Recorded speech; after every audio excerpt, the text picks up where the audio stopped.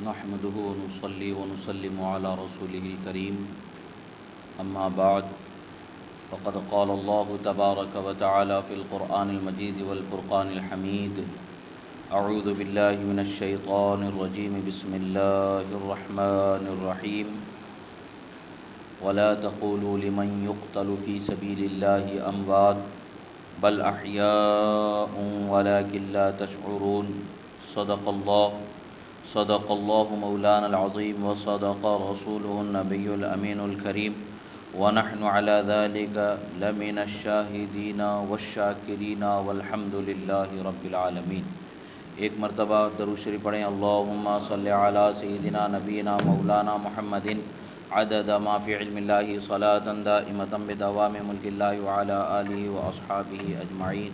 ایک مرتبہ اور نبی اور آل نبی پر درود شریف پڑھ لیں، اللہم صلی علی سیدنا نبینا مولانا محمد عدد ما فی علم اللہ صلاۃ دائمۃ بدوام ملک اللہ وعلی آلہ واصحابہ اجمعین۔ اللہ رب العزت کا بے پناہ شکر و احسان کہ اللہ رب العزت نے ہمیں اس کے حبیب کریم صلی اللہ تعالی علیہ وسلم کا سچا چاہنے والا، صحیح العقیدہ مسلمان بنا کر پیدا فرمایا۔ یہ اللہ رب العزت کا بے پناہ کروڑہ کروڑ شکر و احسان کہ اللہ رب العزت نے ہمیں اس نعمت عظیمہ سے مالا مال فرمایا۔ اللہ کے رسول صلی اللہ تعالی علیہ وسلم کی شان و عظمت کو سمجھنا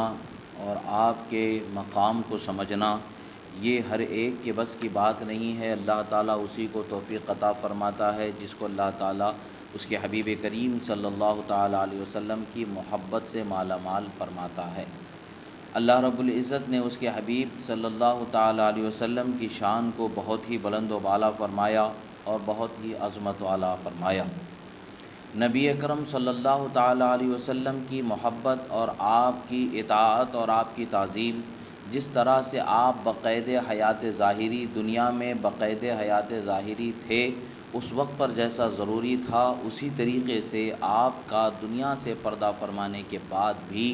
ادب، احترام، تعظیم ہر مومن مرد، مسلمان مرد، عورت، بچے پر، یعنی ہر انسان جو اللہ کا بندہ ہے سب پر ضروری ہے، جو مکلف ہیں ان پر فرض ہے۔ اللہ کے رسول صلی اللہ تعالی علیہ وسلم کی تعظیم ہر مومن مسلمان پر فرض عین ہے۔ جس طرح سے آپ دنیا میں تشریف فرما تھے، پردہ فرمانے سے پہلے آپ کی تعظیم ضروری تھی، اسی طریقے سے پردہ فرمانے کے بعد بھی آپ کی تعظیم ضروری ہے۔ الحمدللہ یہی وجہ ہے کہ مسلمان رسول اکرم صلی اللہ تعالی علیہ وسلم کی غایت درجے تعظیم کرتے ہیں، غایت درجے احترام کرتے ہیں، غایت درجے ادب رکھتے ہیں۔ اللہ کے رسول صلی اللہ تعالی علیہ وسلم کا دنیا سے پردہ فرمانا کیا آپ کی شان و عظمت کو گھٹانے والا ہے؟ معاذ اللہ، ایسا ہرگز نہیں ہے، بلکہ آپ کے دنیا سے پردہ فرمانے کا مطلب یہ نہیں ہے کہ محض آپ کی زندگی اب بالکل ختم ہو گئی، آپ کا عظمت والا مقام کل عدم ہو گیا، معاذ اللہ، ایسا نہیں ہے، بلکہ آپ کا مقام اور آپ کا مرتبہ اسی طریقے سے بلند و بالا رہے گا جس طریقے سے آپ دنیا میں تبلیغ دین پر مامور تھے، جس طرح سے آپ کا مقام بلند تھا اسی طریقے سے بلند و بالا رہے گا۔ اللہ کے رسول صلی اللہ تعالی علیہ وسلم نے ارشاد فرمایا، اب یہاں پر دیکھنے کی بات ہے کہ قرآن مجید تو اللہ کے محبوب بندے جو اللہ کی راہ میں شہید ہو جاتے ہیں ان کے متعلق سے فرماتا ہے کہ جو اللہ کی راہ میں مر جاتے ہیں، مارے جاتے ہیں، انہیں مردہ نہ کہو بلکہ وہ زندہ ہیں، اور ان کی زندگی کو تم دیکھ نہیں سکتے، ان کا ادراک نہیں کر سکتے، شعور نہیں رکھ سکتے۔ اس کی ایک چھوٹی سی مثال ہے کہ ہمارا اسلامی عقیدہ ہے کہ اللہ تعالیٰ نے انسانوں کو جس طرح پیدا فرمایا ہے ویسے جنوں کو بھی پیدا فرمایا ہے، فرشتوں کو بھی پیدا فرمایا ہے۔ ہم دیکھ نہیں سکتے ان کی زندگی کو، ہم جنوں کی زندگی کو دیکھ نہیں سکتے ہیں، اس سے اعلیٰ درجے کی زندگی جو ہے فرشتوں کی زندگی کو تو ہم دیکھ ہی نہیں سکتے۔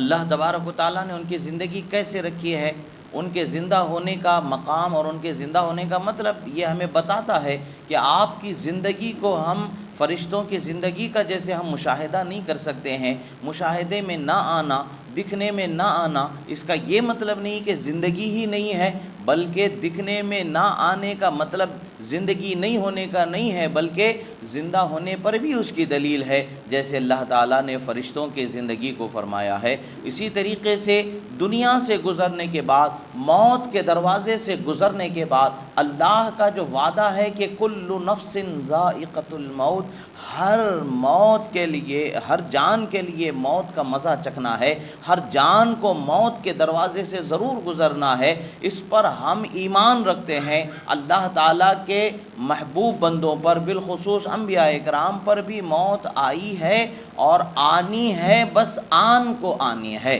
موت کا ایک مطلب یہ ہے کہ اس مقام سے دوسرے مقام پر جانا، ایک عالم سے دوسرے عالم میں جلوہ گر ہو جانا۔ رسول اللہ صلی اللہ تعالیٰ علیہ وسلم کی موت کے دروازے سے گزرنا یقینی ہے، ایمانی ہے، مگر بعد کی جو زندگی ہے اس زندگی پر بھی ہمارا ایمان ہے۔ جس طرح سے شہید کی زندگی پر اللہ تبارک و تعالیٰ نے ہمیں واضح اعلان فرما دیا کہ شہید زندہ ہیں، انہیں مردہ نہ کہو۔ شہید کس کے صدقے میں شہید بنتا ہے، شہید کس کے صدقے میں زندگی مرنے کے بعد بھی پاتا ہے، وہ کون ہے؟ وہ ذات مصطفیٰ صلی اللہ تعالیٰ علیہ وسلم ہے۔ ان کا کلمہ پڑھنے کی برکت سے اللہ تبارک و تعالیٰ نے اسے وہ زندگی عطا فرمائی ہے کہ اس کی زندگی کا ہم شعور اور ادراک نہیں کر سکتے ہیں۔ اللہ کے رسول صلی اللہ تعالیٰ علیہ وسلم کے متعلق سے بھی ایک حدیث مبارکہ ملتی ہے کہ آپ صلی اللہ تعالیٰ علیہ وسلم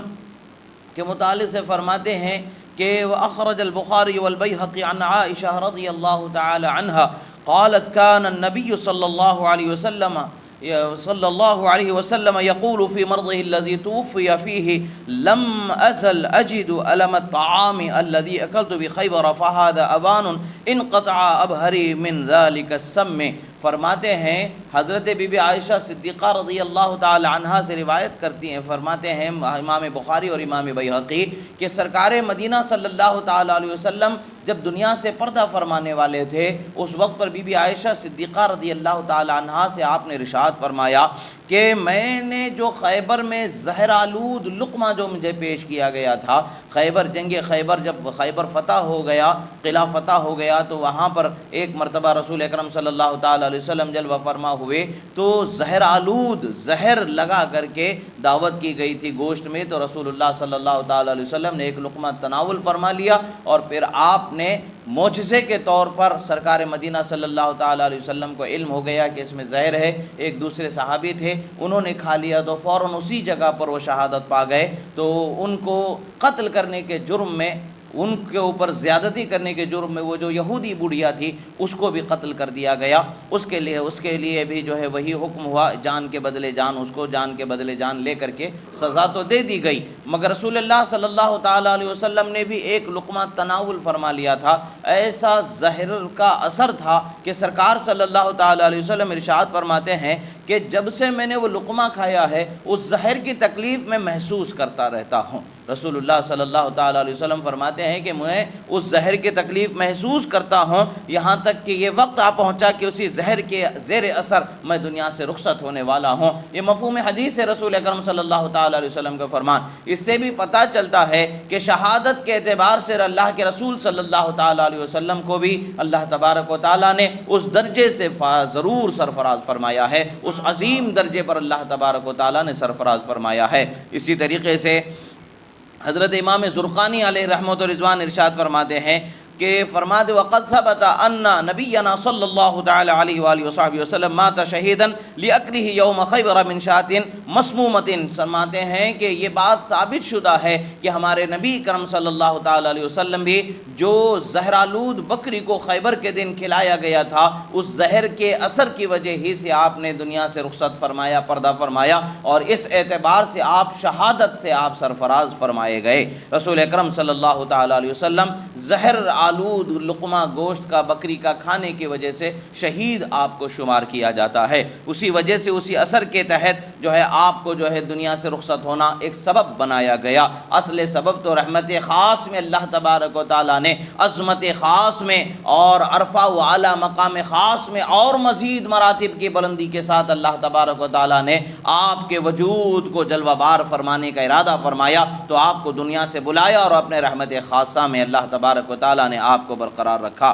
اس چیز سے ثابت ہوتا ہے کہ انبیاء کرام علیہم السلام کی زندگی بہت ہی بلند و بالا ہے، بہت ہی عظمت والی ہے زندگی ہے، اور اس زندگی کا تصور ہی نہیں کیا جا سکتا ہے۔ اللہ کے رسول صلی اللہ تعالیٰ علیہ وسلم کی ذات مبارکہ کو بہت بلند و بالا فرمایا، اور انبیاء کرام کی ذات گرامی کو بہت بلند و بالا فرمایا۔ حضرت انس رضی اللہ تعالیٰ عنہ سے روایت ہے کہ آپ فرماتے ہیں کہ رسول اکرم صلی اللہ تعالیٰ علیہ وسلم نے فرمایا الانبیاء احیاء فی قبورہم یصلون، فرمایا کہ انبیاء اپنی قبروں میں زندہ ہیں اور وہ نماز ادا کرتے رہتے ہیں۔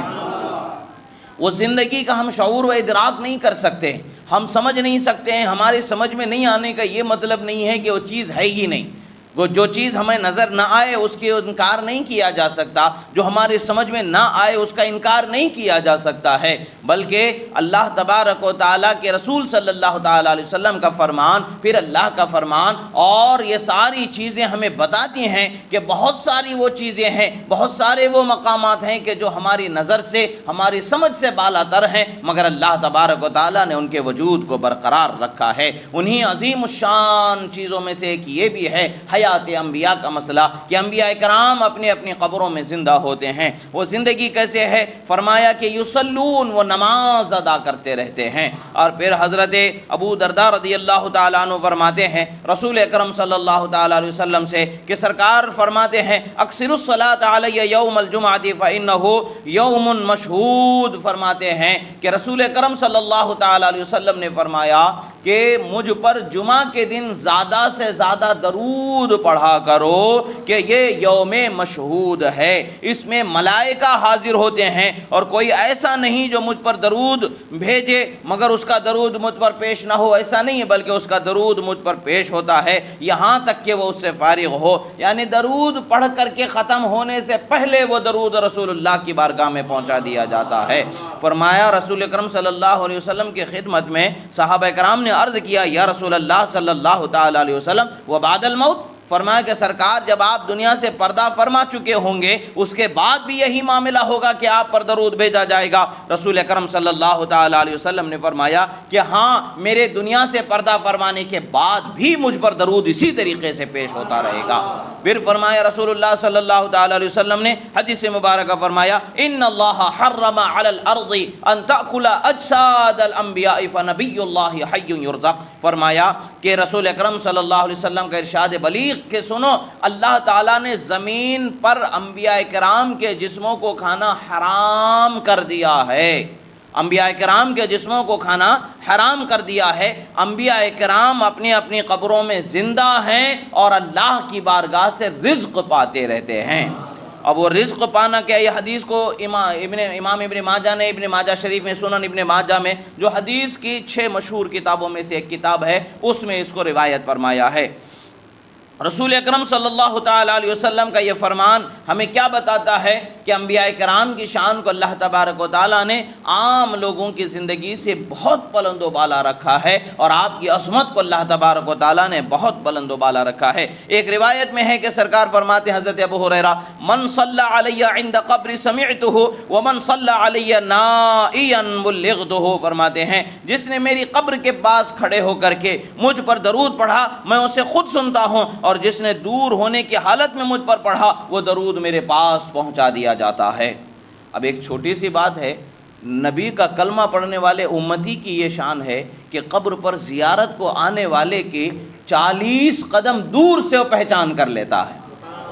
عام مومن، ہر مومن کی یہ شان ہے، 40 قدم دور سے آنے والے کو پہچان لیتا ہے۔ جب نبی کا کلمہ پڑھنے والے مومن کی یہ شان ہے تو کلمے والے نبی کی کس قدر بلند و بالا شان ہوگی، اندازہ ہی نہیں لگایا جا سکتا ہے۔ اسی طریقے سے حضرت انس رضی اللہ تعالی عنہ فرماتے ہیں کہ من صلی علی 100 فی الجمعۃ ولیلۃ الجمعۃ قضى اللہ له 100 حاجۃ 70 من الحوائج الآخرہ و30 من حوائج الدنیا ثم وکل اللہ بذلك ملکا يدخله فی قبری کما يدخل علیکم الہدایا ان علمی بعد موتی کا علمی فی الحیات ولفظ البیہقی یخبرنی من صلی علی باسمہ ونسبہ فاثبته فی صحیفۃ بیضاء۔ حیات الانبیاء امام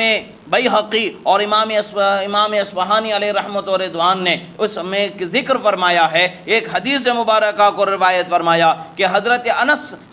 انس رضی اللہ تعالیٰ عنہ فرماتے ہیں کہ جس بندے نے جمعہ کے دن یا شب جمعہ مجھ پر 100 مرتبہ درود اگر پڑھتا ہے تو اللہ تبارک و تعالیٰ اس کے 100 حاجتوں کو پورا فرما دیتا ہے، اس میں سے 70 حاجتیں آخرت کی پوری فرما دیتا ہے، 30 حاجتیں دنیا کی پوری فرما دیتا ہے۔ اور پھر کیا ہوتا ہے؟ وہ ایک فرشتے کو اللہ تبارک و تعالیٰ نے مقرر فرمایا ہے، وہ فرشتہ میری قبر میں داخل ہوتا ہے اور مجھ پر درود پڑھنے والے کا درود پیش فرماتا ہے۔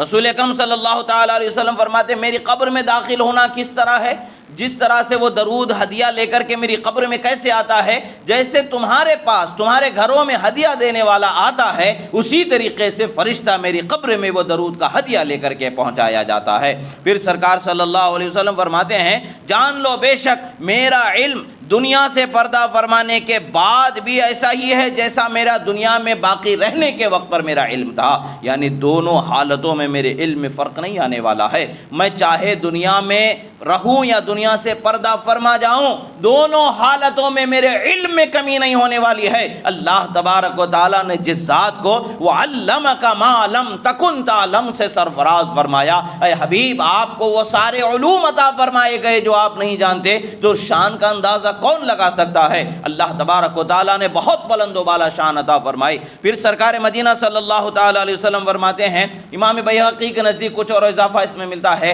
کہ جس نے درود مجھ پر پڑھا اس کا نام، اس کا خاندان کا پورا ڈیٹا میرے پاس پہنچایا جاتا ہے، یہ کون ہے، اس کے باپ کا نام کیا ہے، اس کے دادا کا نام کیا ہے، یہ پوری تفصیل کے ساتھ رسول اللہ صلی اللہ علیہ وسلم کے پاس پیش کیا جاتا ہے۔ رسول اللہ صلی اللہ علیہ وسلم اس کو ایک سفید صحیفے کے اندر محفوظ فرما دیتے ہیں۔ یہ بات ہمیں کس قدر خوش آئین ہے کہ ہمارا ایک چھوٹا سا عمل رسول اللہ کی خدمت میں ہدیہ بنا کر کے پیش کیا جاتا ہے۔ یاد رکھیں کہ درود یہ دنیا کی بہت بڑی نعمتوں میں سے ایک نعمت ہے جو رسول اکرم صلی اللہ تعالیٰ علیہ وسلم پر پڑھنے والے کے لیے صرف اور صرف رحمت ہی رحمت ہے، بخشش ہی بخشش ہے، عطا ہی عطا ہے، اور قبول ہونے کی ایسی مقبول عبادت ہے، ایسا مقبول عمل ہے کہ جس میں کوئی شک اور شبہ ہی نہیں کیا جا سکتا۔ کوشش کرنی چاہیے، اپنی عادت بنانی چاہیے کہ زیادہ سے زیادہ رسول اللہ صلی اللہ تعالیٰ علیہ وسلم پر درود پڑھا جائے، تاکہ درود پڑھنے کا ثواب بھی بہت بلند و بالا ہے۔ سرکار صلی اللہ علیہ وسلم فرماتے ہیں من صلی علیہ مرتن صلی اللہ علیہ عشرہ کما قال، فرماتے جو مجھ پر ایک مرتبہ درود پڑھتا ہے اللہ تعالیٰ اس بندے پر 10 مرتبہ رحمتوں کا نزول فرماتا ہے، اور 10 درجے اس کے بڑھا دیتا ہے، 10 گناہوں کو معاف فرما دیتا ہے۔ یہ ہمارے لیے بہت ہی بخشش اور عظمت والی باتوں میں سے ایک بات ہے کہ رسول اکرم صلی اللہ علیہ وسلم پر ہم درود پڑھنے والے ہو جائیں۔ یہاں پر بات بتانا مقصود یہ ہے کہ رسول اکرم صلی اللہ علیہ وسلم کی زندگی اللہ تبارک و تعالیٰ نے ویسے ہی رکھی ہے جیسے دنیا میں آپ پردہ فرمانے سے پہلے تھے، بعد میں بھی اسی حال میں آپ کی زندگی کو اللہ تبارک و تعالیٰ نے رکھا۔ حضرت سعید ابن مسیب رضی اللہ تعالیٰ عنہ سے روایت ملتی ہے، حضرت سعید ابن مسیب رضی اللہ تعالیٰ عنہ فرماتے ہیں جب ایام حرہ، جو واقعہ حرہ جسے کہا جاتا ہے، یزید پلید کے دور میں مکہ مکرمہ پر اور مدینہ منورہ میں جو مظالم کی داستانوں کو رقم کیا گیا، جس قدر ظلم و ستم کو عام کیا گیا، اس کا کوئی بیان ہی نہیں کیا جا سکتا ہے۔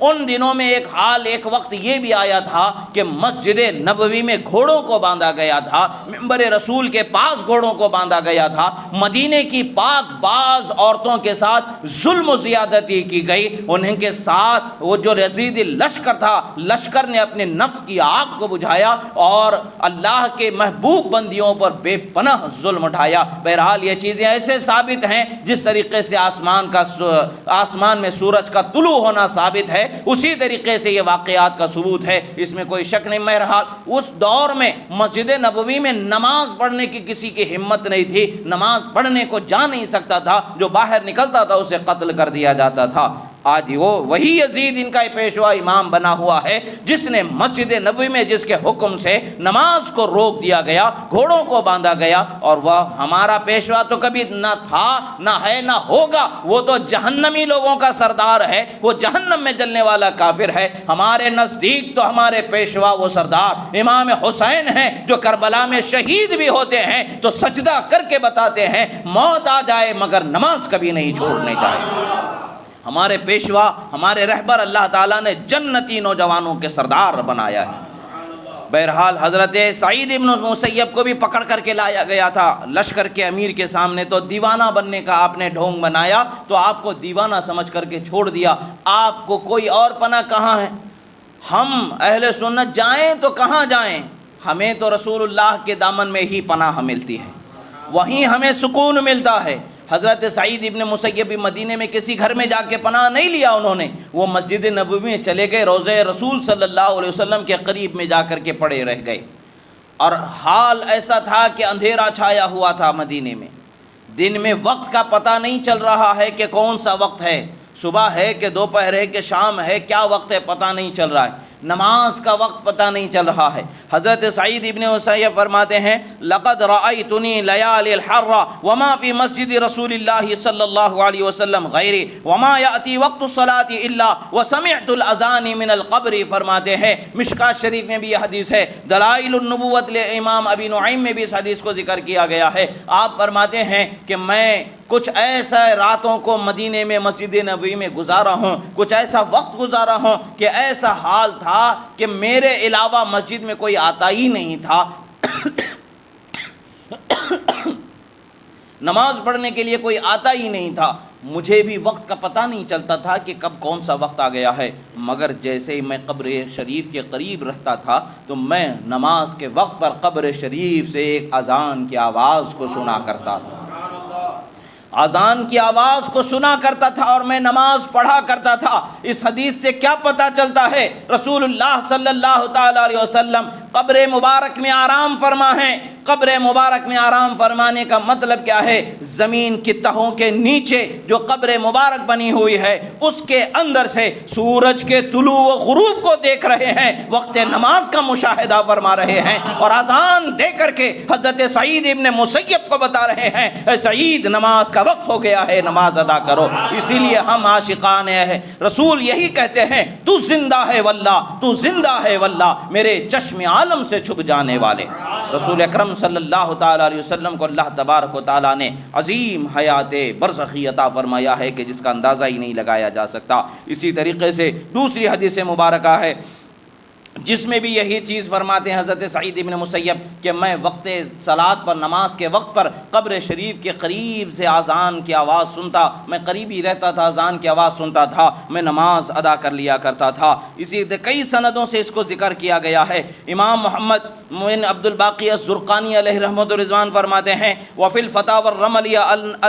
الانبیاء والشہداء والعلماء لا یبلون والانبیاء والشہداء یاکلون فی قبورہم یشربون ویصلون ویصومون ویحجون۔ فرماتے ہیں سنو، فتاوی رملیہ سے نقل کرتے ہوئے ارشاد فرماتے ہیں کہ انبیاء، شہداء، علماء یہ ایسی ہستیاں ہیں کہ قبر میں جن کے جسموں کو مٹی نہیں کھاتی ہے، قبر میں جن کے جسموں کو مٹی نہیں کھاتی ہے۔ اب انبیاء کی ایک خصوصی شان، شہداء کی ایک خصوصی شان یہاں پر بیان فرماتے ہیں۔ انبیاء اور شہداء اپنے اپنے قبور میں رزق کو تناول فرماتے ہیں جو اللہ تعالیٰ انہیں رزق عطا فرماتا ہے، اور پھر فرماتے ہیں وہم یشربون، فرماتے ہیں وہ پیتے بھی ہیں جو پانی، جو بھی نعمتیں، جو برزخی جو نعمت اللہ تبارک و تعالیٰ انہیں کھلاتا پلاتا ہے وہ کھاتے اور پیتے بھی ہیں، نماز بھی پڑھتے ہیں، روزہ بھی رکھتے ہیں، حج بھی ادا کرتے ہیں۔ یہ شان انبیاء کرام اور شہداء کرام کو اللہ تبارک و تعالیٰ نے عطا فرمایا۔ فرق کیا ہے؟ وہ روحانی طور پر عمل ہوتا ہے، روحانی طور پر ہماری نگاہوں سے وہ الجھے ہوتے ہیں، یعنی ہم بوجھل ہوتے ہیں، ہماری نگاہیں دیکھ نہیں سکتی ہیں، تو اس کا یہ مطلب نہیں کہ وجود کا ہم انکار کر جائیں۔ علامہ ملا علی قاری علیہ الرحمت و رضوان ارشاد فرماتے ہیں کہ صلی اللہ علیہ وسلم حی فی قبرہ کسائر الانبیاء فی قبورہم وہم احیاء عند ربہم، فرماتے ہیں کہ سنو ہمارے نبی اکرم صلی اللہ تعالی علیہ وسلم بھی اپنے قبر مبارک میں اسی طریقے سے زندہ ہیں جس طریقے سے آپ سے پہلے آنے والے پیغمبروں کو اللہ تبارک و تعالیٰ نے ان کے قبورہائے مبارکہ میں زندہ رکھا ہے۔ بے شک وہ رسول اکرم صلی اللہ تعالی علیہ وسلم زندہ ہیں۔ پھر فرماتے ہیں وَإِنَّ لِأَرْوَاحِهِمْ تَعَلُّقًا بِالْعَالَمِ الْعُلْوِي وَالسِّفْلِ كَمَا كَانُوا فِي حَالِ الدُّنْيَا بھی فرماتے ہیں رسول اکرم صلی اللہ تعالی علیہ وسلم کے روح مبارکہ کو عالم علوی اور عالم سفلی سے اسی طریقے سے تعلق ہے جس طریقے سے آپ دنیا میں بقید حیات تھے، ظاہری حیات میں جب تک تھے، آپ جس طریقے سے آپ کے دل کا تعلق ہوا کرتا تھا عالم علوی اور عالم سفلی سے، اسی طریقے سے آپ اپنے قبر مبارک میں بھی اسی حال پر ہیں۔ پتہ ہے کہ جس حال میں آپ دنیا میں تھے ہماری نگاہوں کے سامنے یعنی صحابہ کے نگاہوں کے سامنے پردہ فرمانے سے پہلے، پردہ فرمانے کے بعد بھی اسی حال میں اسی شان میں اللہ تبارک و تعالیٰ نے آپ کو زندہ فرمایا ہے، زندہ رکھا ہے۔ اسی کو اللہ کے رسول نے فرمایا موت سے گزرنے کے بعد انبیاء کی شان موت کی وجہ سے فنا نہیں ہوتی ہے بلکہ اور عظمت والی اور بلند و بالا ہو جاتی ہے۔ اللہ کے رسول کا فرمان یہی بتاتا ہے۔ اسی طریقے سے دیگر انبیاء کرام اور اولیاء کرام کی شان تو انبیاء کرام اور اولیاء کرام کی شان تو بہت ہی بلند و بالا، اللہ کے محبوب بندوں کی شان تو بہت ہی بلند و بالا ہے، ہم ان کی شانوں کا اندازہ نہیں لگا سکتے ہیں۔ پتہ کیا چلتا ہے کہ ارواح مبارکہ کو اللہ تبارک و تعالیٰ نے سیر کرنے کی اجازت عطا فرمائی ہے۔ روح مبارک جو مومن کی روح ہوتی ہے وہ قید نہیں ہوتی ہے، اس کو اللہ تعالیٰ آزاد رکھتا ہے۔ تو مومن کی روح کو جب آزاد رکھتا ہے تو مومن کسے کہتے ہیں؟ جو نبی پر ایمان لائے اسے مومن کہتے ہیں۔ جب مومن کی روح آزاد ہے، جس پر ایمان لایا وہ نبی کی روح کا کیا حال ہوگا، اس کی کیا شان ہوگی، اس کا اندازہ کون لگا سکتا ہے؟ ہم اور آپ جو اہل سنت کے ہیں یہ ہمارا عقیدہ ہے، ہم اس پر چلتے ہیں، مگر یہاں پر صرف اتمام حجت کے لیے ایک بات میں بتانا چاہوں گا۔ جو لوگ اپنے آپ کو ہمارے اس طریقے سے یعنی ہمارے مخالف طبقے میں جن کا شمار ہوتا ہے، ان مخالف طبقے کا ایک بہت بڑا عالم جسے مانا جاتا ہے، اس طبقے کا ایک عالم انور شاہ کشمیری نام سے گزرا ہے، وہ بخاری شریف کی شرح ایک کتاب لکھی گئی ہے فیض الباری، اس میں اس شخص نے اس کے متعلق سے ذکر کیا ہے باقاعدہ طور پر، اس میں ان تمام چیزوں کو ذکر کرتے ہوئے یہ کیا کہتا ہے، کیا لکھ گیا ہے کہ لکھتے ہیں وَنُقِلَ عَنْ مَالِكٍ رَحِمَهُ اللَّهُ إِنَّ احترام النبي صلی اللہ علیہ وسلم بعد وفاته أيضا كما كان في حياته وفي البيهقي عن أنس وصححه ووافقه الحافظ في المجلد السادس أن الأنبياء أحياء في قبورهم يصلون، معناه أن أرواح الأنبياء عليهم السلام ليست بمعطلة عن العبادات الطيبة والأفعال المباركة، بل هم مشغولين في قبورهم أيضا كما كانوا مشغولين حين حياتهم في صلاة وحج، وكذلك حال تابعيهم على قبور على قدر المراتب۔ فیض الباری کے اندر دوسری جلد کے اندر اس کا ذکر کیا ہے۔ بڑی عظیم بات ہے جس کا انکار نہیں کر سکتا۔ شاہ عبد الحق محدث دہلوی رحمۃ اللہ تعالیٰ علیہ نے تو فرمایا کہ امت میں اگرچہ بہت سارے مسائل میں اختلاف ہے مگر حیات انبیاء کے مسئلے میں کسی نے اختلاف ہی نہیں کیا ہے۔ انبیاء کرام کی زندگی کا جو حیات کا مسئلہ ہے، بعد وفات جو حیات ہے، اس میں کسی کا اختلاف نہیں، سب اس پر ایمان رکھتے ہیں، سب کا عقیدہ ہے کہ اللہ تعالیٰ نے آپ کو وہ عظیم حیات برزخی عطا فرمائی ہے کہ جس کا ہم ادراک ہی نہیں کر سکتے ہیں۔ اسی کے طرف توجہ کرتے ہوئے بتا رہے ہیں کہ یہ نقل کرتے ہیں حضرت امام ابن حجر عسقلانی علیہ رحمت و رضوان کی کتاب سے سند بناتے ہوئے، اور حضرت امام مالک رحمت اللہ علیہ کے قول سے سند بناتے ہوئے، امام بیہقی اور حضرت انس ابن مالک رضی اللہ تعالیٰ عنہ سے سند بناتے ہوئے اس چیز کو ذکر کرتے ہوئے کہہ رہے ہیں، کیا کہہ رہے ہیں کہ رسول اکرم صلی اللہ تعالیٰ علیہ وسلم اور دیگر انبیاء کرام کے ارواح مبارکہ عبادات سے وفات کے بعد عبادات سے معطل ہو جاتی ہیں، ایسا ایسا نہیں ہے، بلکہ وفات کے بعد بھی انبیاء کرام کی ارواح مبارکہ عبادات میں مشغول رہتے ہیں جیسے وہ وفات سے پہلے عبادت میں مشغول ہوا کرتے تھے۔ یعنی نماز، روزہ، حج وغیرہ ان عبادات میں وہ اسی طریقے سے مشغول ہوتی ہیں جس طرح سے قبل وفات ان کی ارواح ان کی ذوات مبارکہ ان عبادات میں مشغول ہوا کرتی تھی۔ پھر اس کے آگے لکھتے ہیں کہ اور یہ تو سرکار انبیاء کرام کی شان ہے۔ آگے انہوں نے ایک اور بات لکھ دیا ہے، صاف طور پر لکھا ہے حین حیاتہم فی صلاۃ و حج، فرماتے ہیں جس طرح سے اپنی حیات ظاہری میں وفات سے پہلے نماز میں، روزے میں، حج میں مشغول ہوا کرتے تھے، ویسے ہی وفات کے بعد بھی انبیاء کرام مشغول ہیں۔ انبیاء تو انبیاء ہیں، انبیاء کے صدقے میں انبیاء کے اتباع کرنے والے اولیاء کا بھی یہی حال عطا فرمایا گیا۔ پتہ کیا چلتا ہے؟ انکار ہر جگہ پر کام نہیں آتا ہے، یا 40 دن چکر لگا کے آ جانے کے بعد میں سب ہم کو پتہ چل گیا، ایسا نہیں ہے، بلکہ چکر لگانا جنہوں نے سکھایا ان کے بڑے بڑے پیشوا نے بھی اس عقیدے سے انکار کی مجال نہیں پائی، اس عقیدے کا اقرار ہی پر ان کو راستہ نظر آیا، کیونکہ یہ امت کا ایسا متفقہ فیصلہ ہے، ایسا متفقہ بیان ہے، ایسا متفقہ اعتقاد ہے کہ امام شاہ عبد الحق محدث دہلوی رحمۃ اللہ علیہ فرماتے ہیں امت میں کسی نے اس مسئلے پر اختلاف ہی نہیں کیا ہے، سب نے اس پر اتفاق کیا ہے۔ الحمدللہ ہمارا وہی عقیدہ ہے جو امت کا اتفاقی عقیدہ ہے۔ ان اکابر علماء اکرام شاہ عبد الحق محدث دہلوی، امام زرقانی، حضرت جنید بغدادی، حضرت پیر پیرا میر میرا محی الدین شیخ عبد القادر جیلانی، انبیاء کرام کی شان کو جو ان بزرگوں نے بتایا ہے، ائمہ، صلحاء، تابعین، صحابہ، اہل بیت نے جو بتایا ہے، الحمدللہ ہم اسی راستے پر چلتے ہیں اور اسی راستے پر ہمارا اعتقاد ہے، اسی پر ہمارا عمل ہے۔ اللہ تبارک و تعالیٰ کی بارگاہ میں دعا ہے جو کہا گیا سنا گیا، کہنے میں سننے میں جو غلطی ہوئی اللہ تعالیٰ اسے معاف فرمائے، اور جو حق و صحیح کہا گیا اللہ تعالیٰ اسے قبول فرمائے، اور ہمارے دلوں میں اس کے حبیب صلی اللہ علیہ وسلم کی سچی محبت عطا فرمائے، دنیا و آخرت کی کامیابیوں سے ہمیں ہمکنار فرمائے۔ مولا جہاں کہیں بھی مسلمانوں پر ظلم ہو رہا ہے مولا ظالموں کو نیست و نابود فرما، مظلوم مسلمانوں کی مدد فرما، بیواؤں، یتیموں، بے سہاروں کے مولا اسباب، سہارے، کفو، نگہبان مہیا فرما، مولا ہم پر کرم فرما، رحم فرما، مولا اپنے حبیب صلی اللہ علیہ وسلم کی سچی محبت عطا فرما۔ اقول قولی ھذا استغفر اللہ لی ولکم ولسائر المؤمنین وما علینا الا البلاغ المبین برحمتک یا ارحم